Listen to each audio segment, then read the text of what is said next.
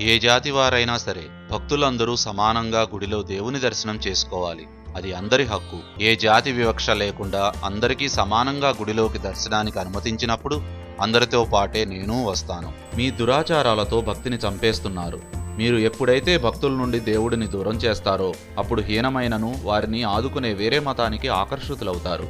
భక్తుడు ఒక్కసారి దేవునికి దూరమైతే మళ్లీ తిరిగిరాడు. ఎక్కువ మంది వేరే మతానికి ఆకర్షితులైతే అనేక మతాలు పుట్టుకొస్తాయి. ఆ మతాలు బలపడ్డాయంటే బలవంతంగా ప్రజలను మతం మార్పిడి చేస్తారు. హిందూ ధర్మం బలహీనపడి క్రమేపీ నామరూపాలు లేకుండా పోతుంది. ఇది మన మనుగడకే ప్రమాదం. దేవుడిని ఎప్పుడూ భక్తులకు దగ్గరగా ఉండేటట్లు చెయ్యండి. హిందూ ధర్మాన్ని కాపాడండి.